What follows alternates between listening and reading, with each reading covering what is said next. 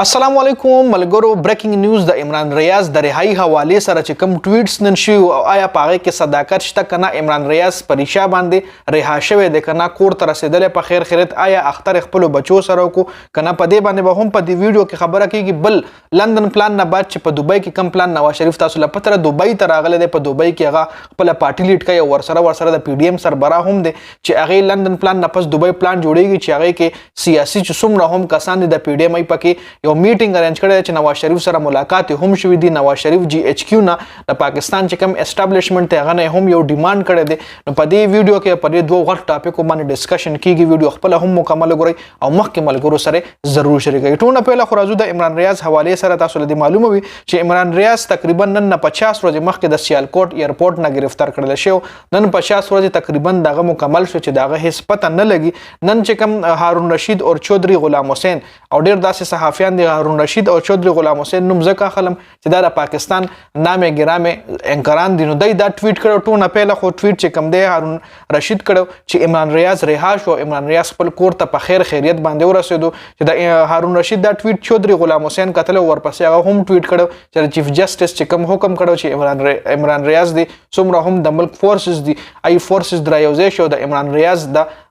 پیدا کولو کوشش تو کړي د چیف جسټس خبره کې زورو عمران ریاض پریشا باندې رها شو هغه نه پس د عمران ریاض پلار چې کوم دی والد سے بغه دا خبره کلیر کا چې عمران ریاض کور ته نه دراغله او عمران ریاض نه دی رها شوی نو بیا چې دا دوه کم انکران دي هارون رشید او چودري غلام حسین د خپل ټویټس هم ډیلیټ کچون کې د یو زړه ویډیو کتلې و چې یو کس دا کس پوره کمپلیټ ویډیو کې نه ښکارېدو دی جوړوي دا عمران ریاض چې کوم دی دا رها شو خو چون کې صداقت نو بیا دواړو معافي هم غوسته او خپل ټویټس هم ډیلیټ ک او ټول کوم نه علاوه د غیر پلان نه هم معافي غوښتره عمران ریاض بل طرف ته د الیکشن حواله سره اسټابلیشمنت دا خبره کړې ده مختلف سورسز نه دا خبره مخه راغله چې اسټابلیشمنت وایي چې پهله د 9 مې واقعیت چې کوم دي اب کلیر کو چې کې څومره هم کسان انوالو دي ای به ارست کو دغه خلاف په قانوني کاروایی کیږي اغه نه پس بیا الیکشن کیږي نو کې د شي الیکشن ریسلور میاشت نور هم لیټ شي ځکه بل طرف لا عمران خان چې کوم گرفتاری و هغه کې پیپلز پارټي او غټ رکاوټ جوړ شو پیپل پارټي تاسو له معلومه ده چې زرداری عمران خان سره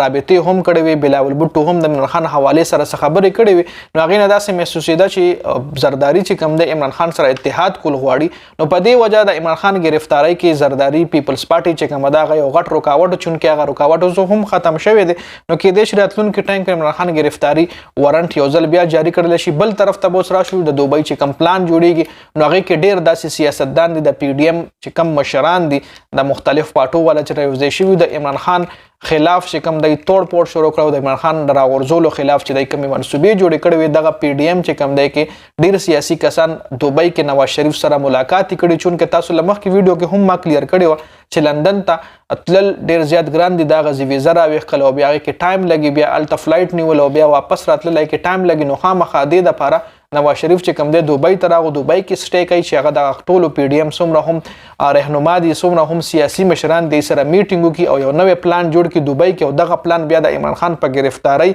یا راتلونکي کم الیکشن دغه کې امپلیمنٹ کړي چې دغه پلان کې زرداری چې کوم دغه ټوټلی دغه خلاف ته زرداری هم غواړي چې زه مطلب د دې پی ډی ایم مشر شم د پی ډی ایم ټول مشر چې کوم دی رهنما چې کوم دی هغه مسلم لیگ نون دی مسلم لیگ نون ډیسیژن کوي چې د ډیرو فیصلو خلاف چې کوم دی